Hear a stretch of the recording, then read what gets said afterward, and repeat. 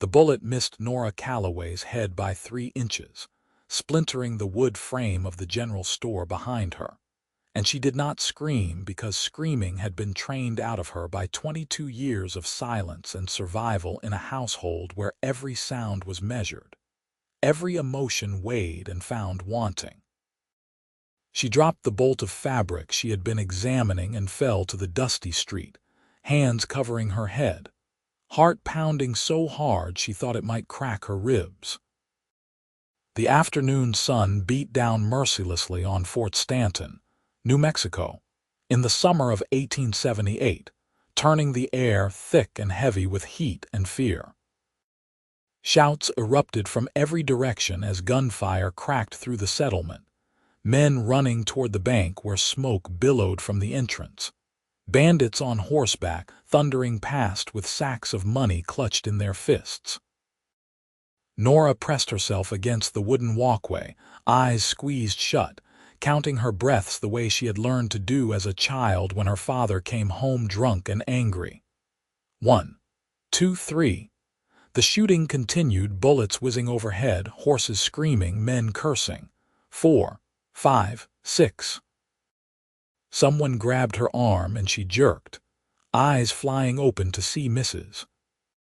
Henderson trying to pull her toward the safety of the store, but Nora's legs would not move, frozen with a terror that went deeper than this moment, deeper than these bullets, all the way down to her bones where fear had made its home long ago. Then the bandits were gone, disappearing in a cloud of dust toward the mountains, and the street fell into an eerie quiet broken only by the moans of the wounded. Nora finally managed to stand, her dress covered in dirt, her hands shaking. 3 men lay bleeding in the street. The bank manager stumbled from the doorway, clutching his shoulder where crimson soaked through his white shirt. People emerged from buildings like prairie dogs from their holes, cautious and wide-eyed. "Are you hurt, dear?" Mrs. Henderson asked, her weathered face creased with worry. Nora shook her head, unable to find words. She never had words when she needed them. They stayed locked inside her chest, tight and compressed, refusing to emerge even when she desperately wanted them to. She had lived in Fort Stanton for 6 months now, ever since her aunt passed away and left her the small cabin on the edge of town. And in all that time, she had barely spoken to anyone beyond the necessary pleasantries required for purchasing supplies or attending church. People thought her strange, she knew. The quiet girl from Kansas who kept to herself. The odd one with no family, no friends, no connections. She had never had anyone to run to with good news. Not as a child when she learned to read and wanted to share her joy. Not as a young woman when she successfully baked her first pie without burning it.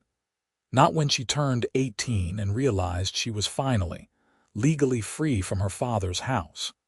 Not when she received the letter about her aunt's cabin, the first piece of property she had ever owned in her life. Every triumph, every small victory, every moment of happiness had been experienced alone, locked inside her own heart with nowhere to go, no one to tell. The town doctor rushed past her toward the wounded men, his bag clutched in his hand. The sheriff was already organizing a posse. Men mounting horses, checking weapons, their faces grim with determination. Nora stood there in the street, forgotten and invisible as always, watching the chaos unfold around her like she was observing it through thick glass that separated her from the rest of humanity. "Miss Calloway." The voice made her turn. Owen Irwin stood on the walkway, his tall frame silhouetted against the sun, his hat in his hands. He worked the ranch just outside of town, bringing cattle to market every few months, and Nora had noticed him before, though she had never spoken to him beyond a nodded greeting. He was perhaps 25, with sun-darkened skin and eyes the color of strong coffee, his dark hair perpetually windswept from long days in the saddle. There was something steady about him, something solid, like the mountains that ringed the valley. "Are you all right?" he asked, stepping down into the street, his boots crunching in the dirt. She nodded, still unable to speak, her throat tight. He looked at her for a long moment, and she saw something in his expression that she had rarely encountered: genuine concern, not the polite kind that people offered out of social obligation, but real worry. "You are shaking," he said quietly. "Would you like me to walk you home?" Nora opened her mouth to decline, to insist she was fine as she always did, to retreat into her familiar isolation. But something in his eyes stopped her, something kind. She nodded again. Owen offered his arm, and after a moment's hesitation, she took it. They walked in silence through the disturbed town, past people clustering in groups to discuss the robbery, past the wounded being carried to the doctor's office, past the sheriff's posse riding out in pursuit of the bandits. Owen did not try to fill the silence with empty conversation. He simply walked beside her, his presence steady and calm, until they reached her cabin at the edge of the settlement. "Thank you," Nora managed, her voice barely above a whisper. "You are welcome, Miss Calloway," Owen said. He settled his hat back on his head, tipped it politely, and turned to leave. "Wait," she heard herself say, surprising them both. He turned back, eyebrows raised in question. She faltered, then forced herself to continue. "I do not know many people here. If you ever need anything, a meal or—" She trailed off, feeling foolish, but Owen smiled, a slow, warm expression that crinkled the corners of his eyes. "I would like that very much. And if you ever need anything, Miss Calloway, the Irwin Ranch is just 3 miles west, the one with the white fence around the corral." She nodded, memorizing this information, filing it away like the precious thing it was. Someone offering help, someone seeing her, someone speaking to her like she mattered. Over the following weeks, Fort Stanton slowly recovered from the shock of the robbery. The posse returned empty-handed, the bandits having disappeared into the wilderness. The wounded men healed. Life resumed its normal patterns, and Nora found herself thinking about Owen Irwin more than she should. She saw him in town occasionally, always polite, always stopping to ask how she was doing. Brief conversations that never lasted long but left her feeling strangely warm afterward. He told her about the ranch, about the cattle, about his plans to expand the herd next spring.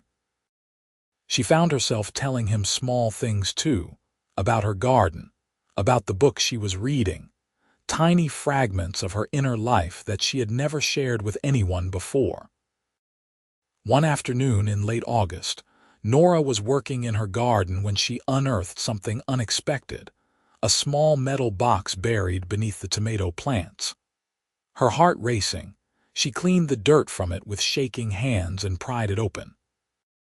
Inside were 20 gold coins, a small fortune that her aunt must have buried for safekeeping.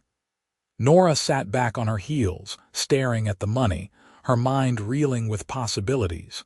She could fix the leaking roof, buy new chickens, purchase the sewing machine she had wanted.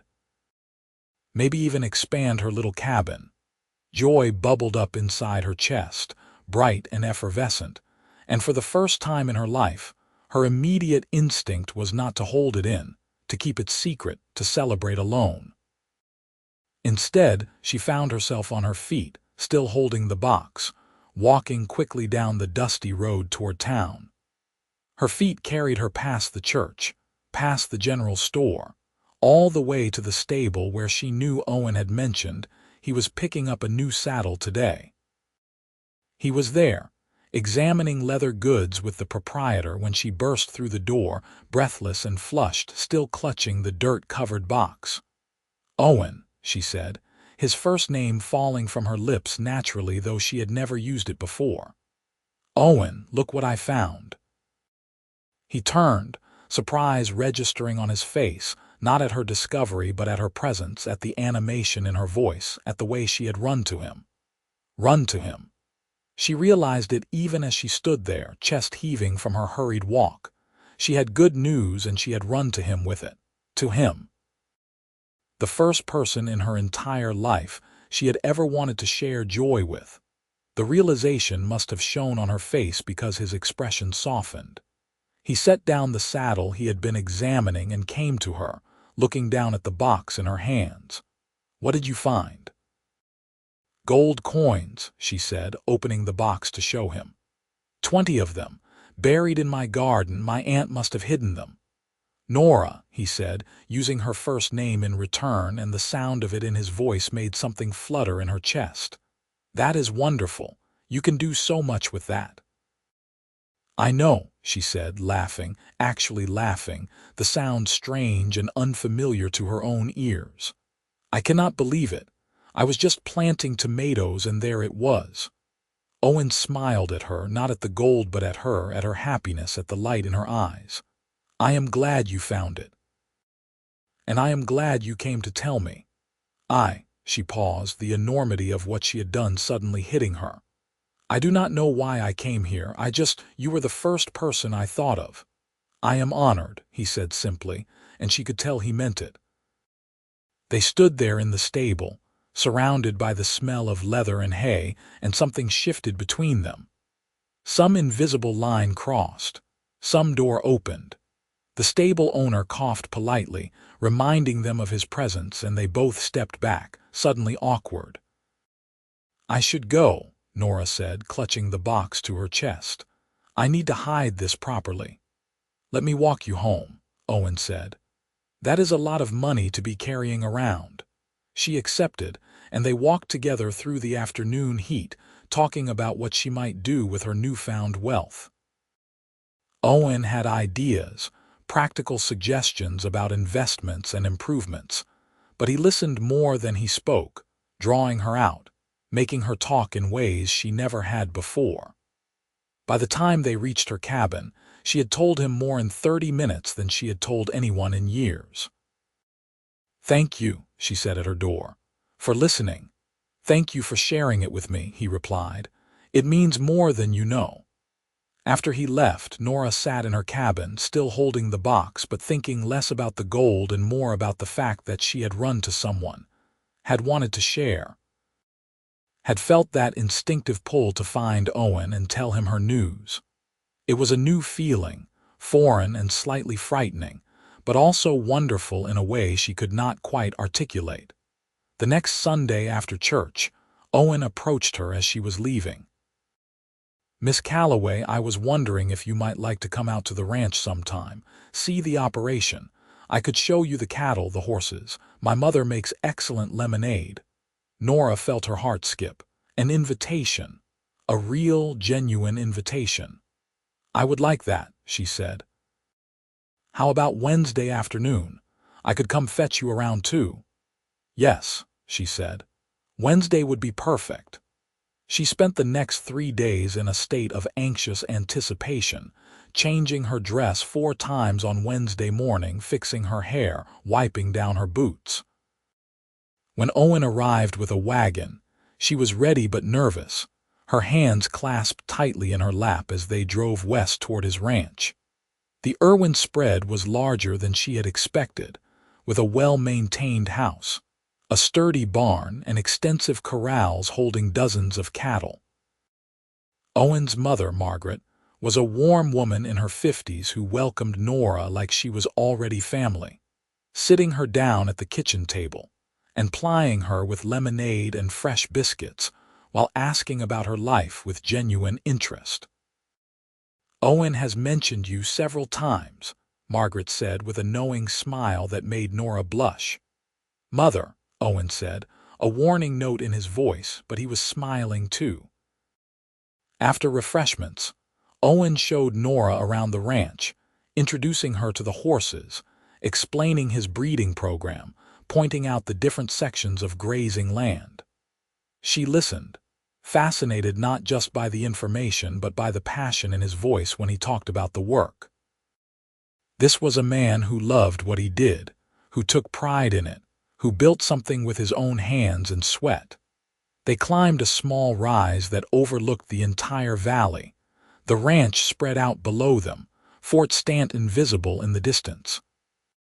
The sun was starting to descend toward the mountains, painting everything in shades of gold and amber. "It is beautiful," Nora said softly.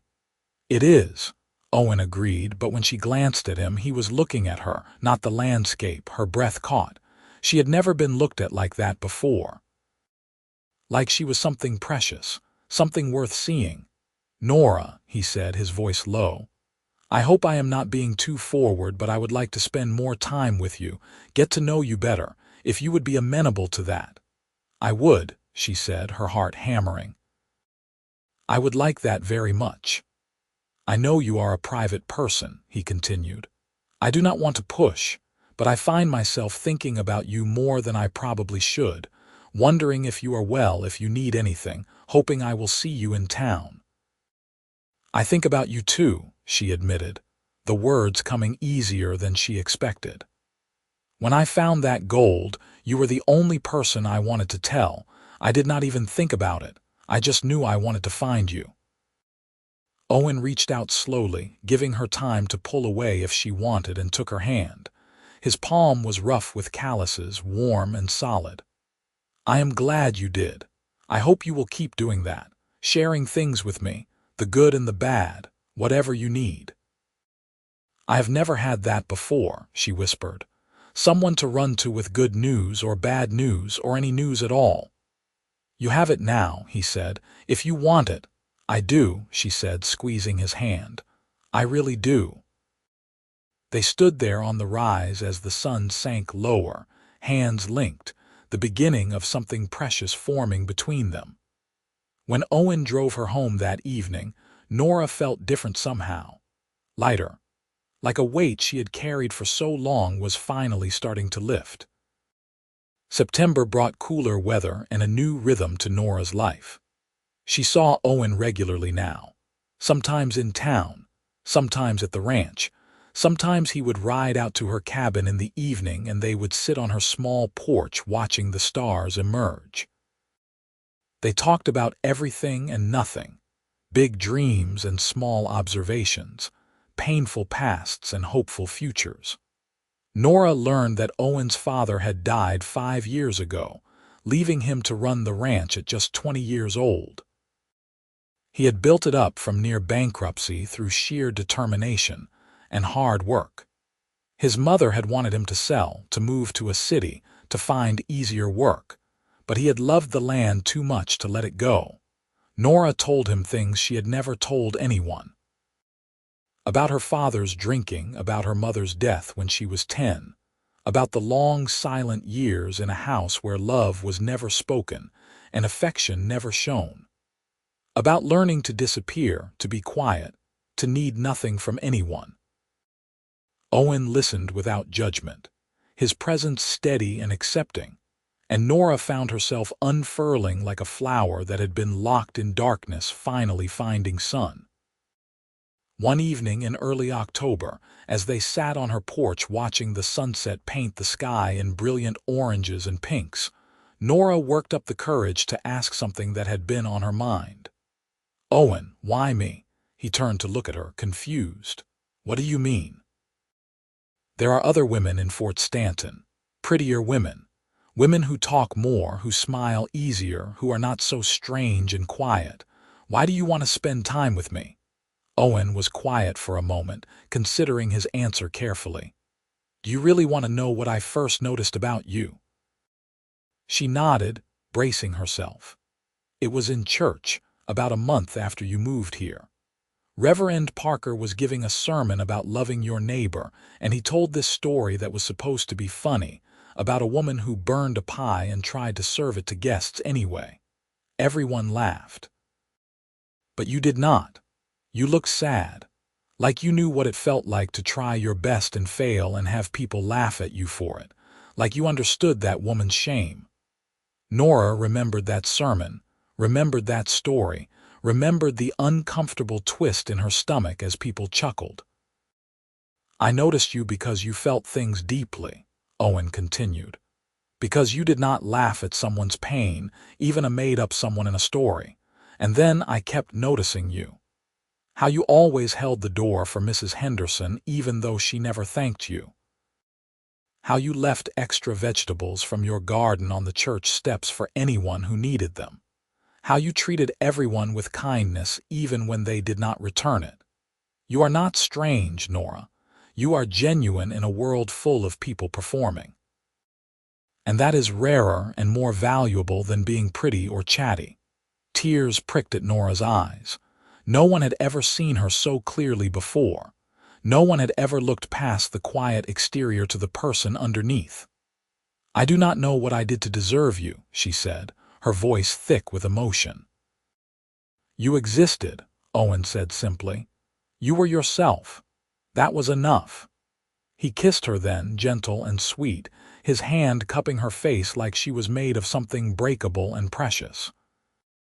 Nora had been kissed once before, a fumbling encounter when she was 17 with a boy from her hometown who had been drunk and rough. This was nothing like that.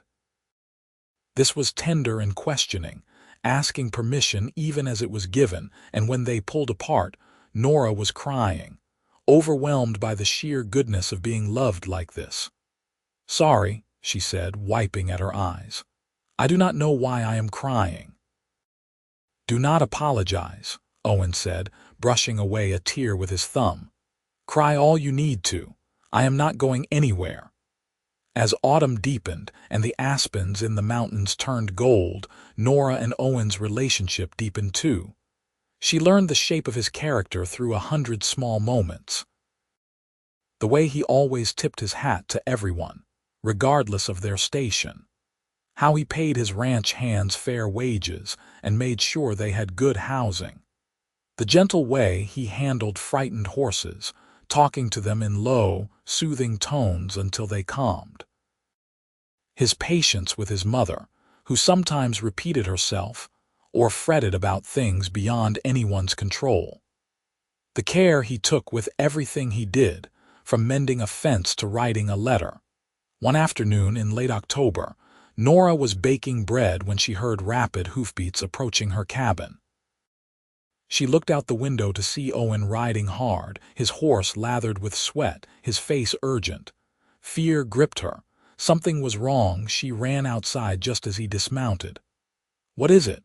What happened? The cattle, he said, breathing hard.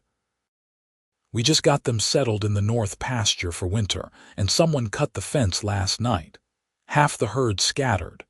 We have been gathering them all day, but we are short 15 head. If we cannot find them before dark, the mountain lions will. What can I do? Nora asked immediately. Owen paused like he had not expected that response. I do not know. I needed to tell someone. I needed to tell you. Understanding washed over Nora. He had ridden hard to her cabin, away from the crisis, to share his bad news with her. Just like she had run to him with her good news about the gold, they had become each other's person, the one to run to, for everything. Then go, she said, squeezing his arm. Find your cattle. Do what you need to do, but come back tonight when it is done and tell me how it went. No matter how late, I will wait up. Owen looked at her with such gratitude and love that it stole her breath. Thank you, he said. Thank you for understanding. He rode off again, and Nora went back to her baking, but her mind was with him, hoping the cattle would be found, knowing how much they represented. The ranch's future. Owen's dreams. Everything he had worked for. She kept the lamp burning as darkness fell, finishing her bread, then starting on mending, then simply sitting by the window watching the road. It was past midnight when she finally saw a horse approaching, moving slowly this time, its rider slumped with exhaustion. Nora had coffee ready by the time Owen reached the door. He came in, covered in dust and dirt, his face drawn with fatigue, and collapsed into the chair she offered. We found them, he said. All but 2. Lost those to the lions, we think. Found tracks, but we got the rest. Fixed the fence, posted a guard, it will be all right. "Thank God," Nora said, handing him the coffee. "Are you hurt?" "Just tired," he said, drinking deeply. "Bone tired. But I wanted to come tell you, wanted to see you." "I am glad," she said, settling into the chair across from him. "I was worried."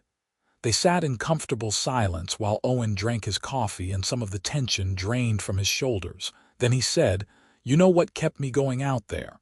When I was tired and frustrated and wondering if we would ever find them." "What?" "Knowing you were here. Waiting. Caring how it turned out. I have never had that before either, Nora.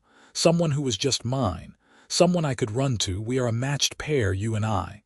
"We are," she agreed softly. "Marry me," Owen said suddenly. Nora's heart stopped. "What?"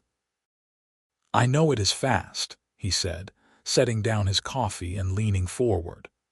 "I know we have only been courting a few months, but I am 25 years old and I have never felt about anyone the way I feel about you.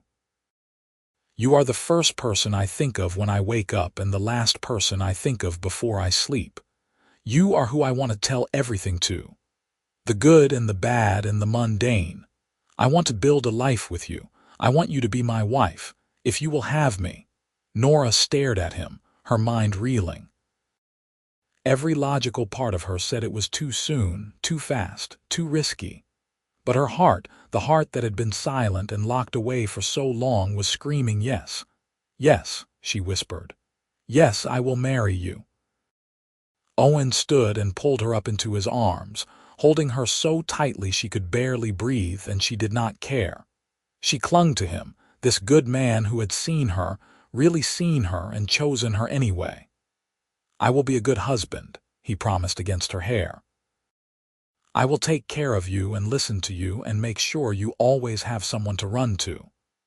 "I know you will," she said. "And I will be a good wife.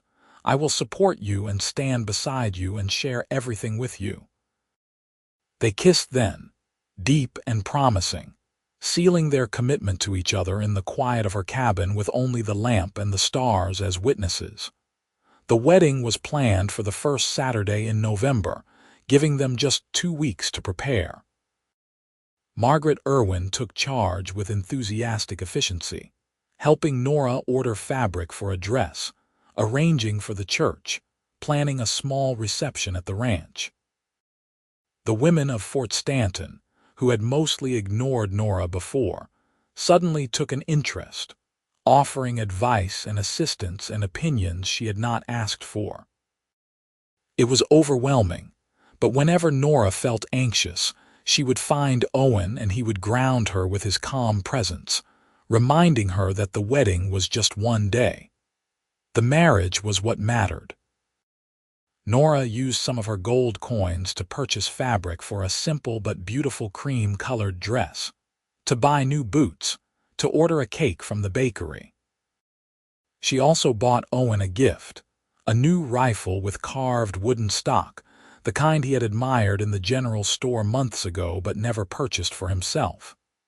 She wanted to give him something meaningful, something that showed she paid attention, she noticed, she cared. The night before the wedding, as tradition dictated, Nora and Owen spent apart. She stayed in her cabin with Margaret, who had insisted on keeping her company, and Owen remained at the ranch. Nora barely slept, too excited and nervous and happy all at once. She kept thinking about how much her life had changed in just a few months, how she had gone from completely alone to having someone who was about to become her family, her person, her home.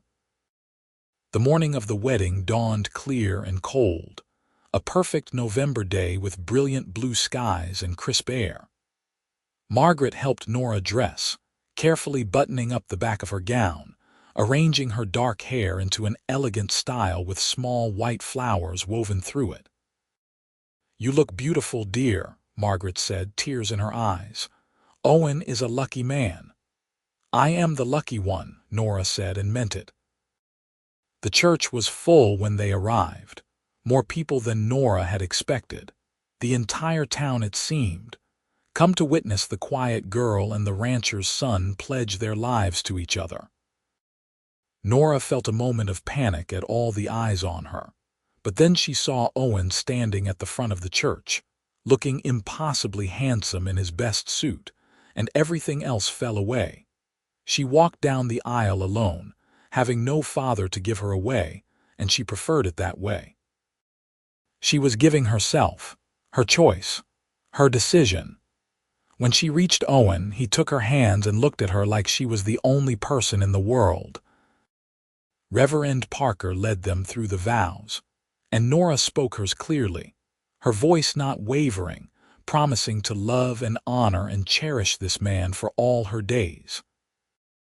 Owen's voice was steady too, but his eyes were bright with emotion, and when the Reverend pronounced them husband and wife, he kissed her with such joy that the congregation laughed and applauded. The reception at the ranch was a blur of congratulations and food and music.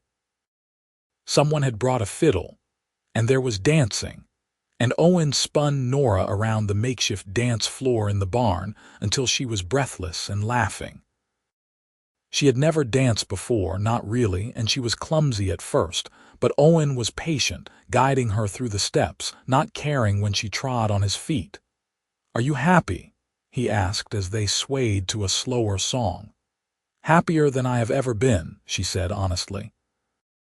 "Happier than I knew was possible." "Good," he said, pulling her closer. "That is all I want, your happiness."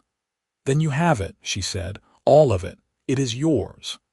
As evening fell, they said their goodbyes to the guests and retreated to the house.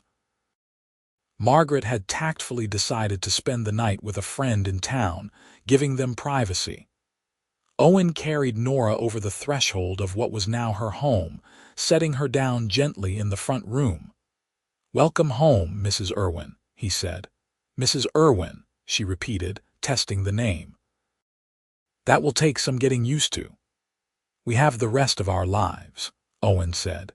Their wedding night was tender and sweet, a little awkward as first times often are, but filled with love and patience and the deep trust they had built over months of honest conversation and genuine connection. Nora had been nervous, her only knowledge of marital relations coming from vague warnings and clinical facts. But Owen was gentle, taking his time, making sure she was comfortable, stopping when she needed him to, proceeding only when she wanted him to. Afterward, they lay tangled together in the big bed, Nora's head on Owen's chest, listening to the steady beat of his heart. "I love you," she said, the first time she had spoken those words aloud to him, though they had both known it for a while. "I love you too," Owen said, kissing the top of her head. "More than I can say." They fell asleep like that, wrapped around each other, two people who had found in each other the home they had both been missing. Married life settled into a comfortable rhythm. Nora moved her belongings to the ranch, keeping her cabin to rent out for additional income. She learned the daily operations of running a ranch household, cooking for the hands, managing supplies, helping with the accounts. Margaret taught her the things her own mother had never lived long enough to teach: how to preserve meat, how to make soap, how to doctor minor injuries. Nora proved to be a quick study, and she found she enjoyed the work, the tangible results, the feeling of building something. She also discovered that she was good with the horses, having a calm presence that soothed even the most skittish animals. Owen started teaching her to ride properly, and soon she was accompanying him on short trips around the ranch, checking fences and water sources. She loved those times, just the two of them and the vast open landscape, talking about everything and nothing, sharing the comfortable silence of two people who did not need words to communicate. Winter came to New Mexico, cold and occasionally snowy, and the ranch work shifted to maintaining the herd through the harsh weather, breaking ice on water troughs, ensuring the cattle had adequate feed. It was hard work, but Nora did not mind. She had never minded hard work. What she had minded, all those years, was doing it alone. Now she had Owen beside her, had Margaret's companionship, had the ranch hands who greeted her respectfully and thanked her for the meals she prepared. One evening in late January, Nora was feeling ill, fighting nausea that had plagued her for several days. She had chalked it up to something she ate, but when Margaret found her retching behind the barn, the older woman took one look at her and smiled knowingly. "How long has this been going on?" Margaret asked. "A few days," Nora said miserably. "I cannot seem to keep anything down in the mornings." "And your monthly courses?" Nora paused, thinking back. With a start, she realized she had missed her last cycle, and possibly the one before. She had been so busy with the wedding and settling into ranch life that she had not paid attention. "Oh," she said softly, realization dawning. "Oh, I think you might be expecting, dear," Margaret said gently.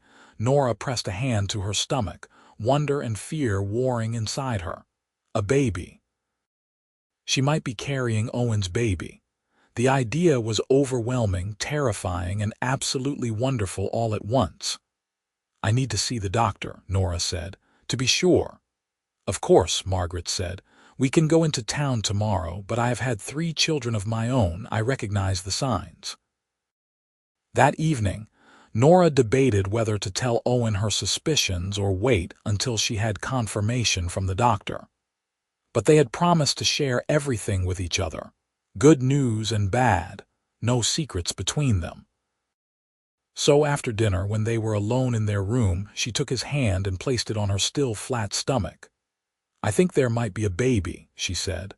"I am not certain yet, but the signs, I need to see the doctor to be sure." Owen's eyes went wide, his hand pressing gently against her. "A baby, our baby, maybe," she said. "Are you happy? I know we have only been married a few months. It is very fast." "Happy?" Owen pulled her into his arms, laughing. "Nora, I am thrilled, terrified but thrilled. A baby, a little person who is half you and half me." "How could I be anything but happy?" "I am scared," she admitted. "I do not know how to be a mother. My own mother died when I was so young. What if I do it wrong?" "You will not," Owen said firmly. "You are kind and patient and loving. You will be a wonderful mother, and you will not be alone. I will be right there with you, every step." "Promise," she whispered. "Promise," he said. The next day they rode into Fort Stanton together, and Dr. Mitchell confirmed what Margaret had suspected. Nora was about 2 months along, the baby due sometime in late August. The doctor pronounced her healthy and gave her instructions for caring for herself, warning her about the things to avoid, the signs of trouble to watch for. As they left the doctor's office, Nora felt that familiar surge of joy, of good news bubbling up inside her, and her instinct was exactly what it had been when she found the gold, to find Owen and tell him. But he was right beside her, already knowing, already sharing it. "I want to tell everyone," she said, surprising herself. The old Nora would have kept it secret, held it close, but she was not that person anymore. "Then let us tell them," Owen said. They stopped by the general store where Mrs. Henderson was restocking shelves. "We have some news," Owen announced, unable to keep the grin off his face. "We are expecting a baby." Mrs. Henderson shrieked with delight and came around the counter to embrace them both. "Oh, how wonderful! Congratulations! When are you due?"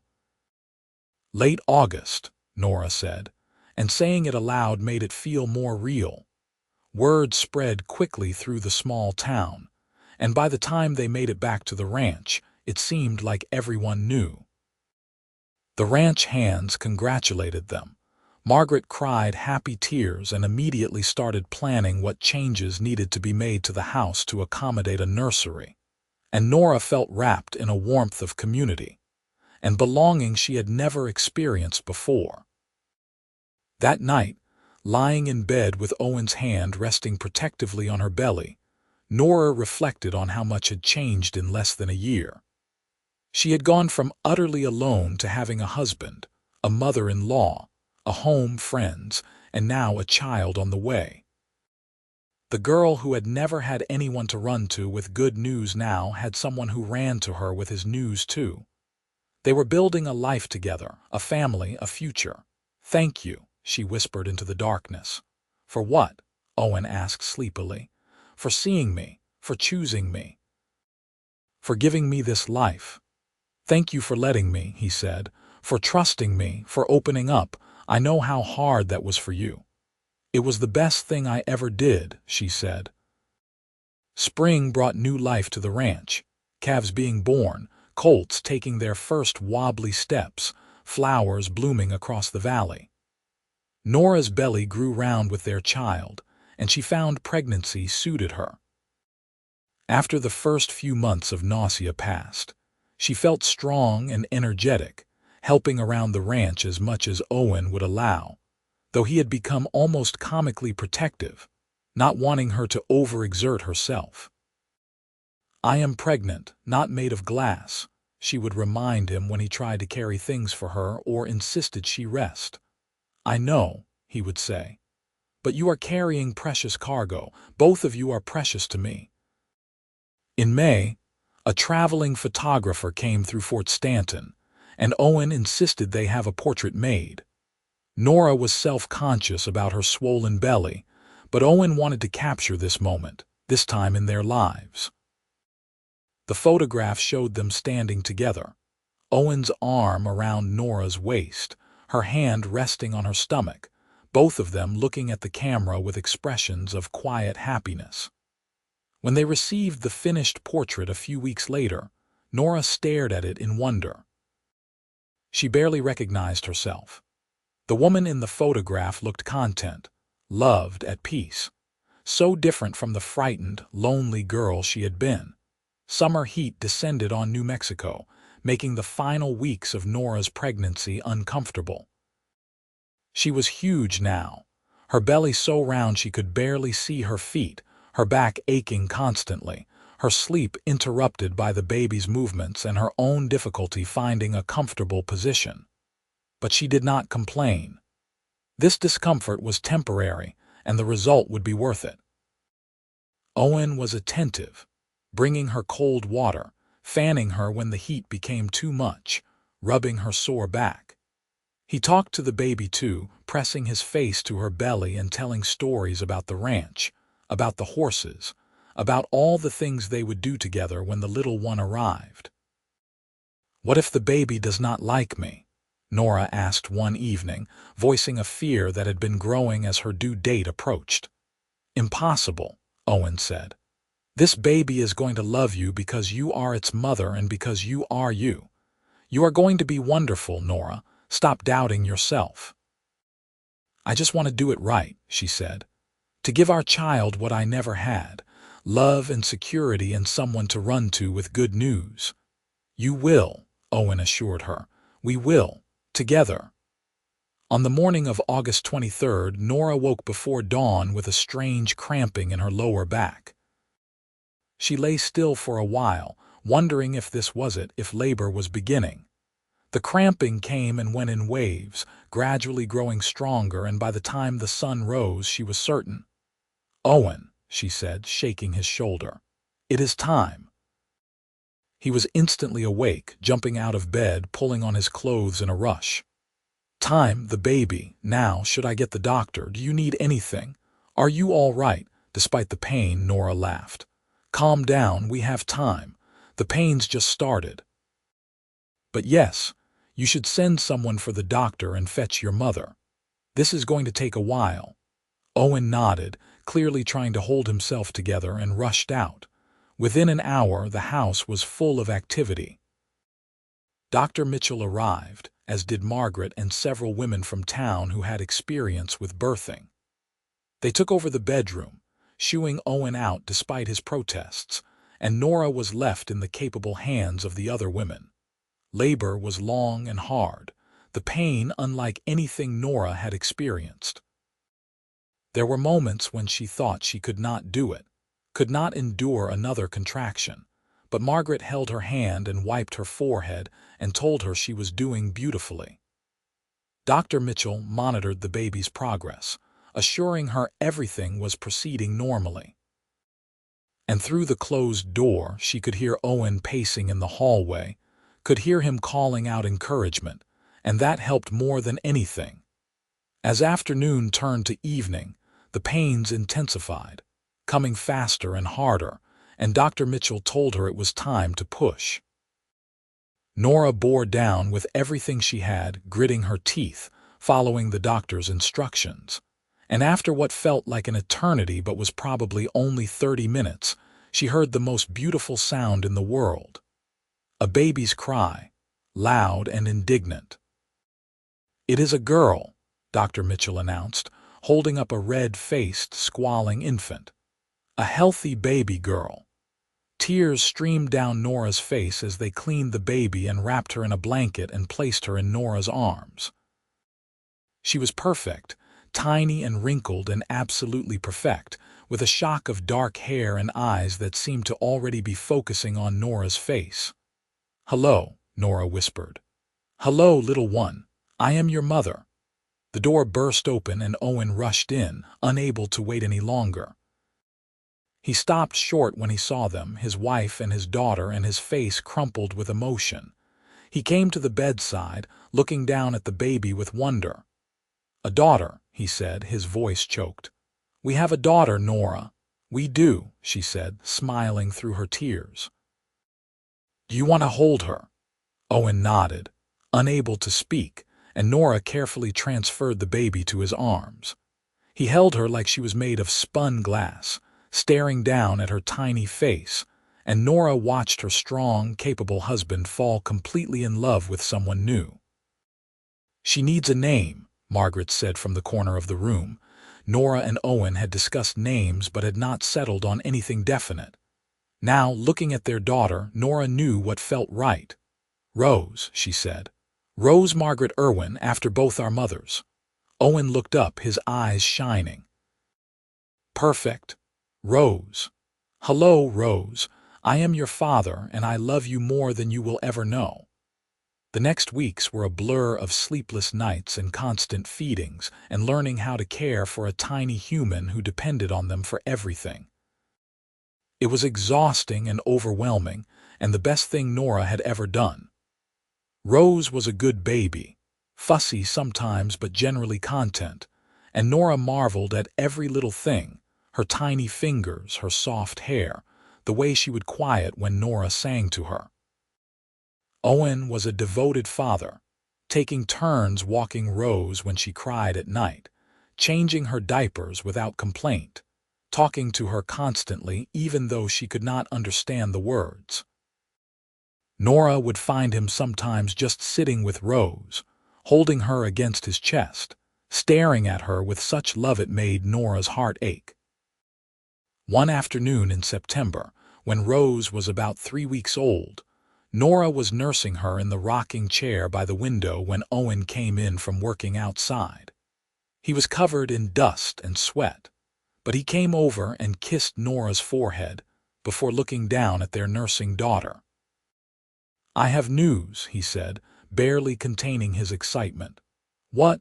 Nora asked, recognizing that look. "The cattle agent from Santa Fe just left. He is interested in buying our entire herd at a price that is twice what I expected." "Twice, Nora." "If we accept his offer, we will have enough money to expand the ranch, buy more land, hire additional help. We could really build something here." Joy filled Nora's chest. "Owen, that is wonderful. That is amazing. You should accept." "I wanted to tell you first," he said. "Get your thoughts." "We are partners in this. My thought is that you have worked so hard for this. You deserve this success. Take the deal." Owen grinned and pulled her into a careful hug, mindful of the baby between them. "I came straight here as soon as he left. You were the first person I wanted to tell." "And you are always the first person I want to tell," Nora said. "We have that now, each other." "We do," he agreed. "And it is everything." The cattle sale went through in October, and true to his word, the agent paid the promised price. Owen immediately put the money to use, purchasing additional grazing land, hiring 2 more full-time ranch hands, and improving the infrastructure of the operation. The ranch prospered, and with it, their family flourished. Rose grew from a tiny infant into a chubby, happy baby who smiled at everyone and laughed at the horses. She was the light of their lives, and watching Owen with her, seeing his patience and gentleness and love, made Nora fall even more deeply in love with him. He was everything she had never dared hope for: a good man, a loving husband, a devoted father. As winter approached again and Rose reached 4 months old, Nora reflected on the past year and a half. So much had changed. So much had grown. She had grown from a silent, isolated woman to someone who had learned to open up, to trust, to love and be loved. She had a family now, a real family, people who cared about her and whom she cared about in return. One December evening, after they had put Rose to bed and were sitting by the fire, Nora curled up against Owen's side, his arm around her shoulders. "Do you remember when we met?" she asked. "Of course," Owen said. "The day of the bank robbery. You were standing in the street, shaking, looking so lost." "I was lost," Nora said. "I had been lost my whole life, and then I found you, or you found me, and everything changed." "For both of us," Owen said. "I was going through the motions before you, Nora. Working the ranch, doing what needed to be done, but not really living. You gave me a reason to live, not just survive." "I had never had anyone I ran to with good news," Nora said softly. "Never had anyone who wanted to hear about the small triumphs or the big ones. Never had anyone who cared. And then there was you. And you were the first person I thought of when I found that gold. The first person I wanted to share my joy with. Do you know how incredible that felt, to have someone?" "I do," Owen said, kissing her temple. "Because you became that person for me too. The first one I ran to, with good news and bad, with everything. You are my home, Nora. And you are mine," she said. They sat in comfortable silence, watching the fire crackle, listening to the wind outside, secure in the knowledge that they had built something real and lasting. Something worth having. Something worth protecting. As 1879 turned into 1880, the ranch continued to thrive. Owen's gamble on expansion paid off, and they were able to sell cattle at premium prices, building a reputation for quality stock. He started breeding horses too, a sideline that showed promise, and Nora helped train the young animals, having developed a real gift for it. Rose grew into a precocious toddler, walking at 10 months and talking in full sentences by 18 months. She had Owen's dark eyes and Nora's delicate features, and a personality that was entirely her own, bold and curious and affectionate.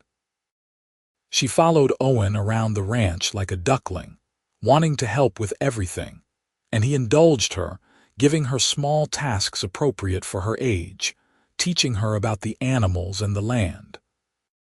Margaret, who had moved into a smaller house on the property to give the young family privacy, doted on her granddaughter, and Rose adored her in return.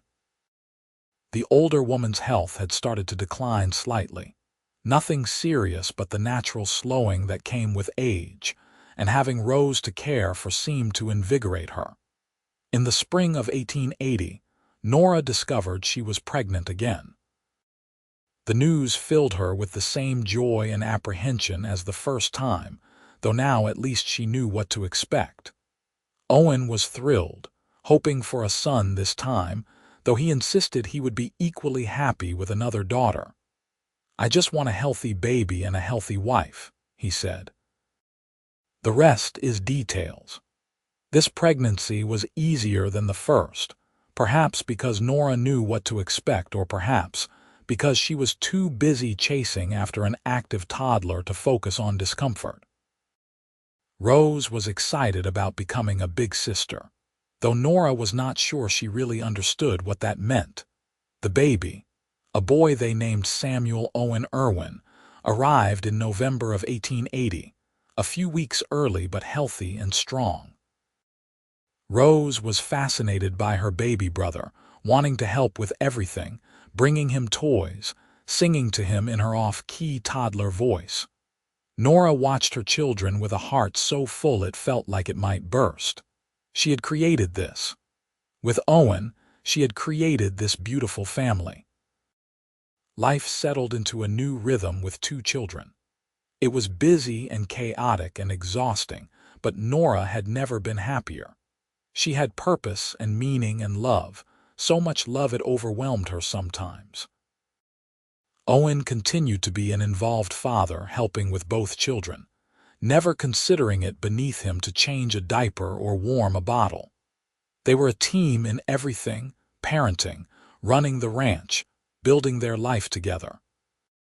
One evening in the summer of 1881, when Rose was almost 3 and Samuel was 8 months old, Nora and Owen managed to steal a few minutes alone on the porch while Margaret watched the children inside. The sun was setting over the mountains, painting the sky in brilliant colors, and Owen pulled Nora close, wrapping his arms around her from behind. "You ever think about how different things could have been?" Nora asked, leaning back against his chest. "What do you mean?"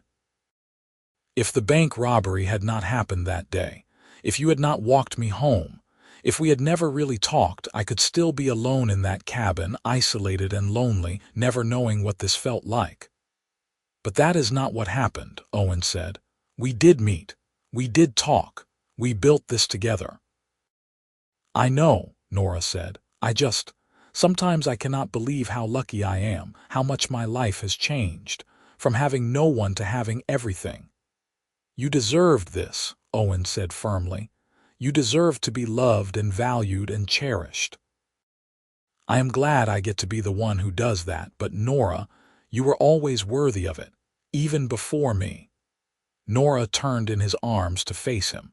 "Thank you for seeing that when I could not see it myself. Thank you for being patient with me while I learned to open up. Thank you for being the person I could run to." "Always," Owen said, kissing her softly.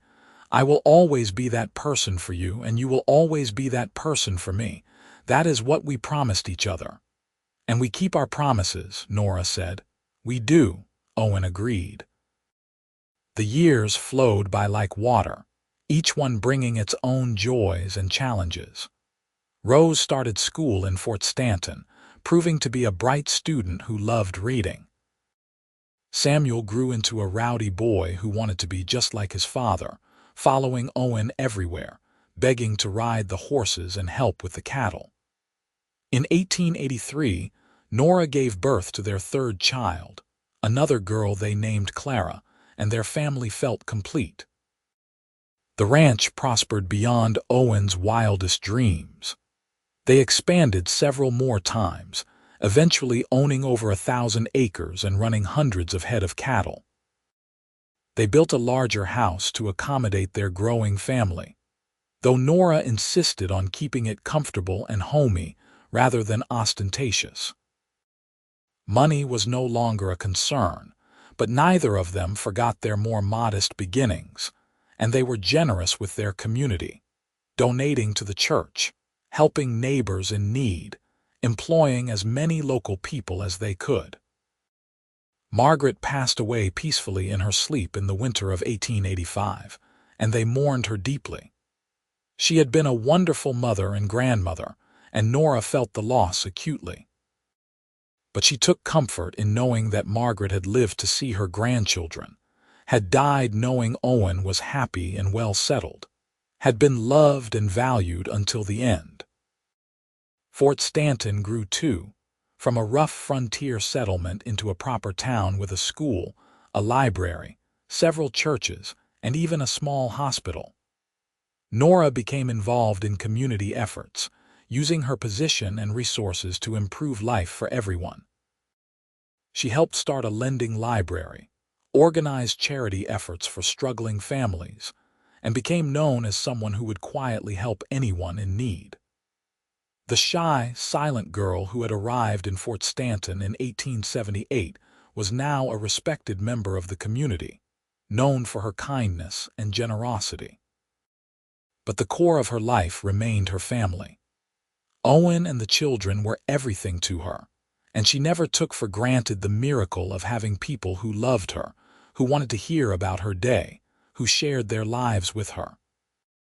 She and Owen maintained the habit they had started early on, of running to each other with news, good or bad, sharing everything, keeping no secrets, building their marriage on a foundation of trust and communication. One afternoon in the spring of 1890, Rose, now 11 years old and growing into a lovely young woman, came running into the house where Nora was preparing dinner. "Mother, Mother, I won the spelling competition at school. I beat everyone, even the older students." Nora wiped her hands on her apron and pulled her daughter into a hug. "Rose, that is wonderful. I am so proud of you." Rose beamed, then said, "I wanted to come tell you right away. You are always the first person I want to tell when something good happens." Nora felt tears prick her eyes. Her daughter had what she had never had growing up, someone to run to with good news. She had broken the cycle, had given her children what she had been denied. And seeing Rose's joy at sharing her triumph, seeing the trust and love in her daughter's eyes, Nora felt a profound sense of accomplishment. "I am always here to listen," Nora said. "Always. No matter what, you can come to me." "I know," Rose said, hugging her mother tight. "Just like you go to Father." "Just like that," Nora agreed, smiling. That evening, when Owen came in from the ranch, Rose ran to him too, sharing her news again, and he swept her up in a hug and declared they needed to celebrate. They had a special dinner, and Owen made a toast to Rose's achievement, and Nora looked around the table at her family, her beautiful, wonderful family, and felt such gratitude it overwhelmed her. Later, after the children were in bed, Nora and Owen sat together on their porch, a nightly ritual they had maintained for years. The stars were brilliant overhead, the air warm with the promise of summer. "Rose said something today that touched me," Nora said, taking Owen's hand. "What was that?" "She said I am always the first person she wants to tell when something good happens. She has what I never had, what we have given all our children, someone to run to." Owen squeezed her hand. "You gave them that, Nora. You, who learned through painful experience how much it hurts not to have it. You made sure they would never feel that loneliness." "We made sure," Nora corrected. Together, Owen agreed. "Always together." They sat in comfortable silence, and Nora reflected on the past 12 years, on all the moments, big and small, that had brought them to this point. The first time she ran to Owen with good news about the gold, his proposal after finding his cattle, their wedding, the births of their children. Every triumph and every trial they had faced it together, running to each other, sharing everything, building a life and a love that had only grown stronger with time. "You ever regret it?" Nora asked. "Marrying me so quickly, taking a chance on someone so damaged and broken?" Owen turned to look at her, his expression serious. "Nora, you were never broken. Hurt, yes. Lonely, absolutely. But not broken. And I have never, not for a single second, regretted marrying you. You are the best decision I ever made. You and our life together are everything I ever wanted and more than I ever dreamed I could have." "I feel the same way," Nora said softly. "You saved me, Owen. You gave me a reason to live instead of just existing. You taught me that I was worthy of love. You became the person I could run to, and in doing that, you gave me everything." "You saved me too," Owen said. "From a life of loneliness and going through the motions, you gave me purpose and joy and a family. We saved each other." Nora leaned her head on his shoulder, and they watched the stars wheel slowly across the sky. Two people who had found each other against all odds and built something beautiful from the connection. The years continued to pass, bringing the changes that time always brings. Rose grew into a young woman and eventually married a kind schoolteacher from Santa Fe, giving Nora and Owen their first grandchild in 1898. Samuel took over more and more of the ranch operations as Owen aged, proving to be as capable and dedicated as his father. Clara, their youngest, became a talented artist whose paintings of the New Mexico landscape were exhibited in galleries throughout the territory. Nora and Owen aged together, their hair turning gray, their bodies slowing down, but their love never diminishing. They still ran to each other with news, though their pace was slower now. They still shared everything, though the things they shared had changed from youthful dreams to satisfied reflections on a life well lived. In 1905, on their 27th wedding anniversary, their children threw them a party at the ranch. The house was full of family, their 3 children and their spouses, 7 grandchildren ranging from infant to teenager, longtime friends from Fort Stanton, ranch hands past and present. It was loud and chaotic and wonderful. During a quiet moment, Rose found Nora alone in the kitchen. "Mother," she said, hugging her, "I wanted to thank you." "For what, dear?" "For teaching me by example what a good marriage looks like, what real love is. You and Father, you have always been my model for what I wanted. The way you support each other, the way you communicate, the way you run to each other with everything.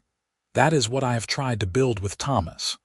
Nora's eyes filled with tears. "That is the best gift you could give me. Knowing you learned something valuable from watching us." "I learned everything from watching you," Rose said.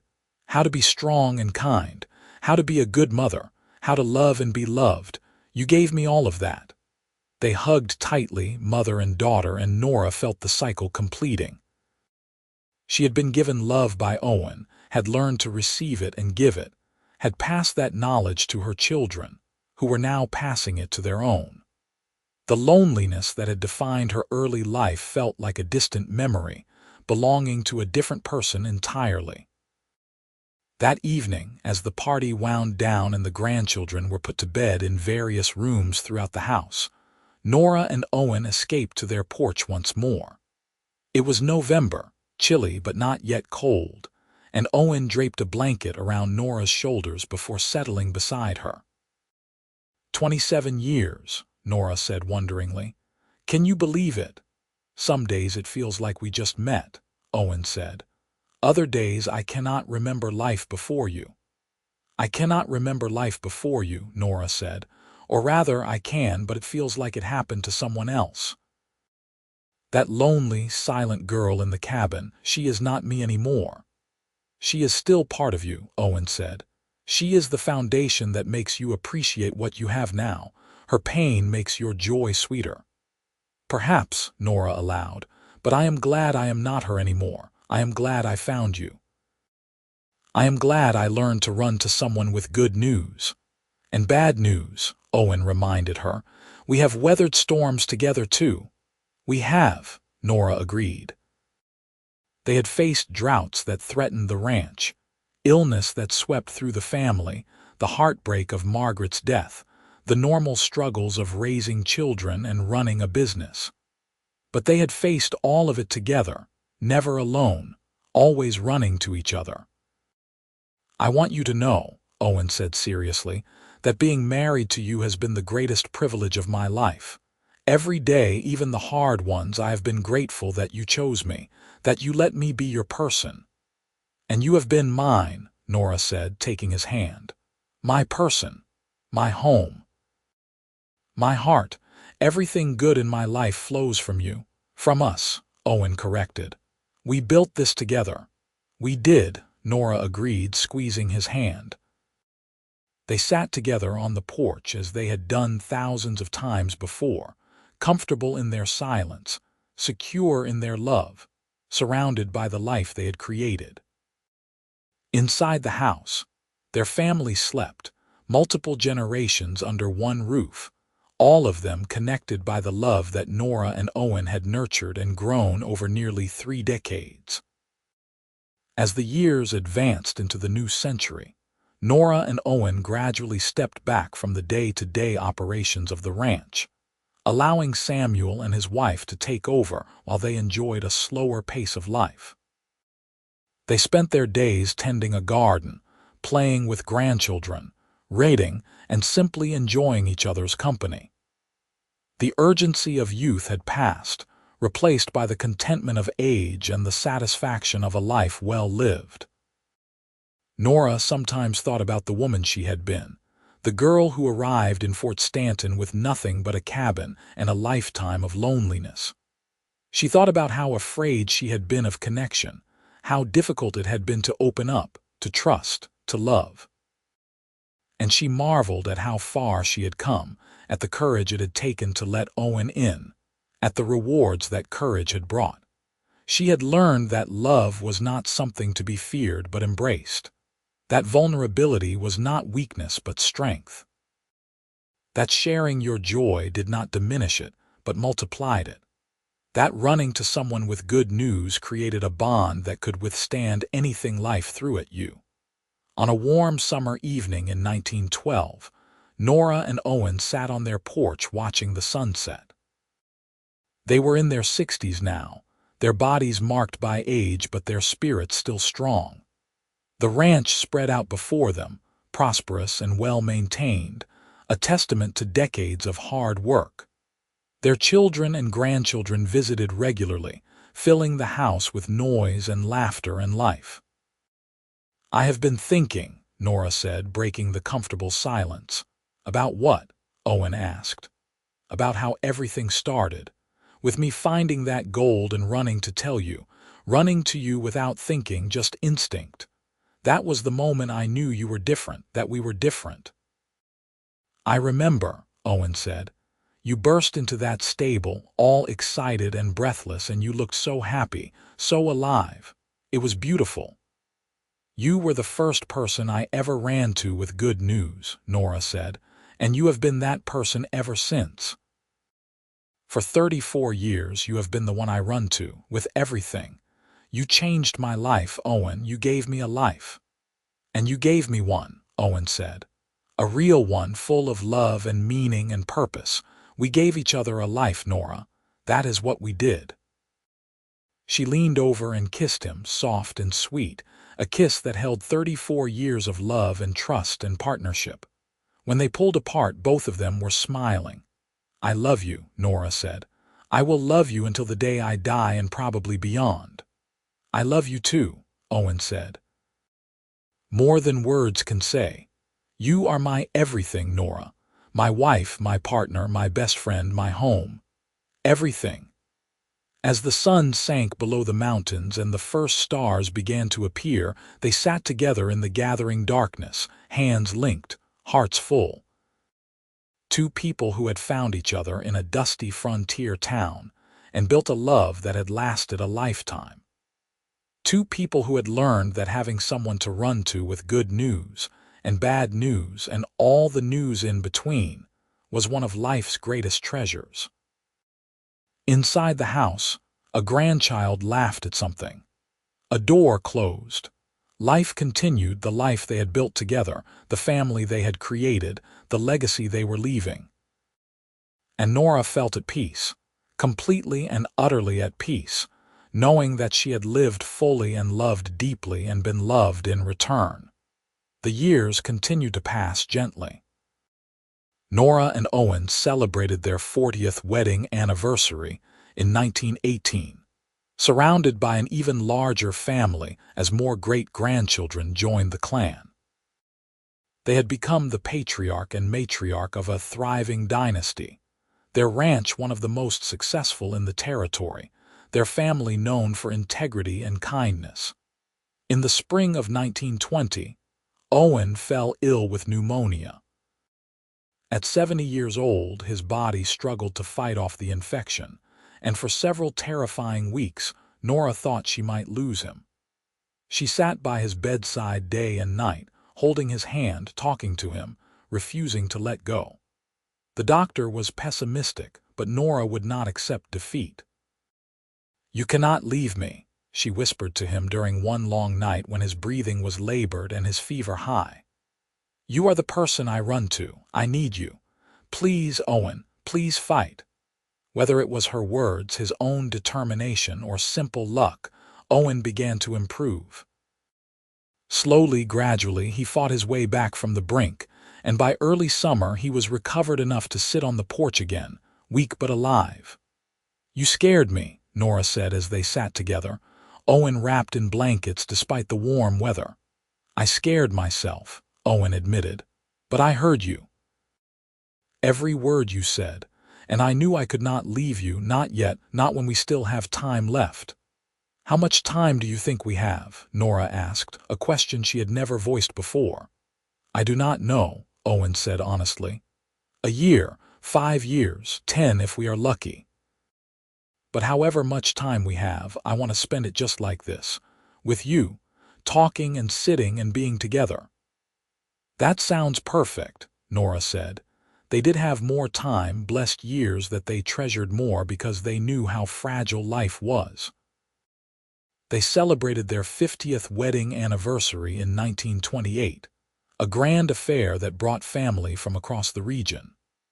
Rose, now 49, gave a speech about her parents' love story, about how they had taught her what real partnership looked like, and Nora cried happy tears throughout.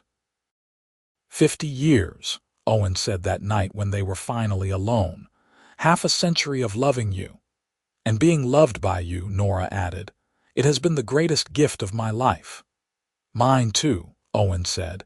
In the early 1930s, age finally began to slow them significantly. Owen's lungs, damaged by the pneumonia, never fully recovered and he tired easily. Nora's joints ached with arthritis, making movement difficult. But they adapted, finding new ways to enjoy their time together. They read aloud to each other, played cards, received visits from their ever-expanding family, and continued their nightly ritual of sitting together, though now in comfortable chairs by the fire rather than on the porch. One evening in the winter of 1933, as they sat by the fire, Nora watching Owen doze in his chair, she reflected on their life together.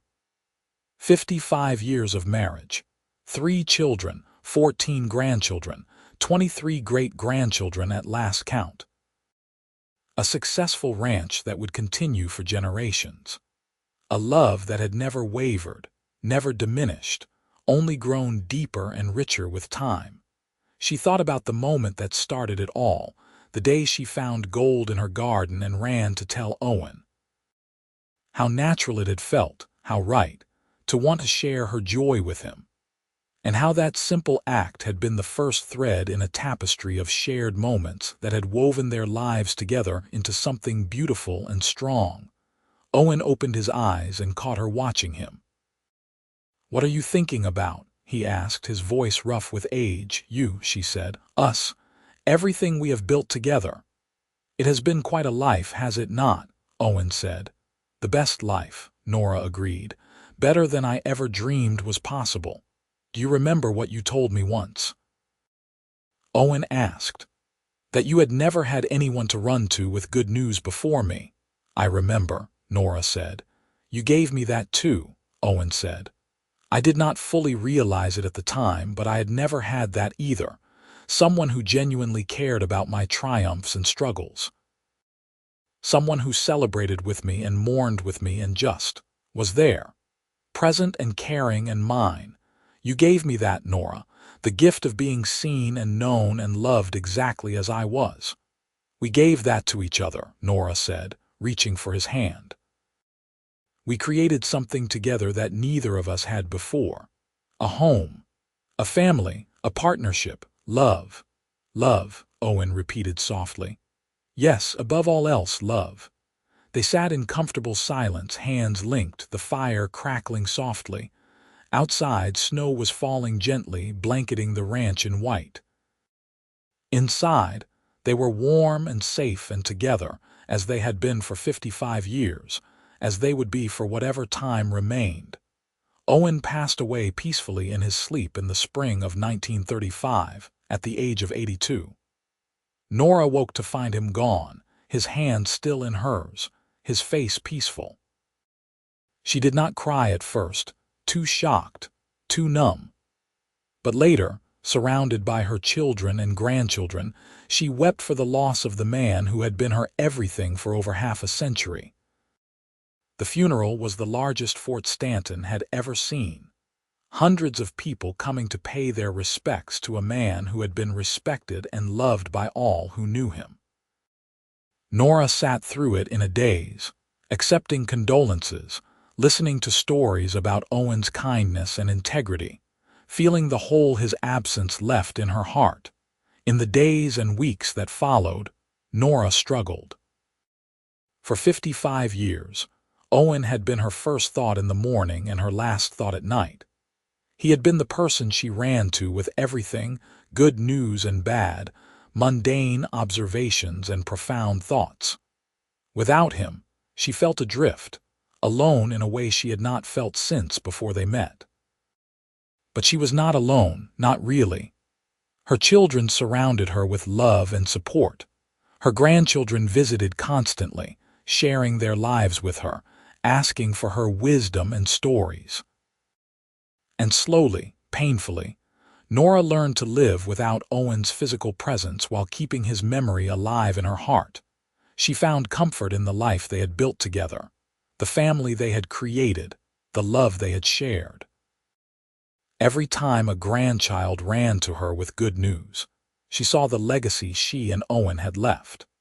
They had broken the cycle of loneliness and isolation, had taught their children and grandchildren the value of connection and communication, and running to the people you love with whatever is in your heart. Nora lived for another 7 years after Owen's death, surrounded by family, loved and valued until the end. She passed away peacefully in the summer of 1942, at the age of 84, in the house that she and Owen had built together.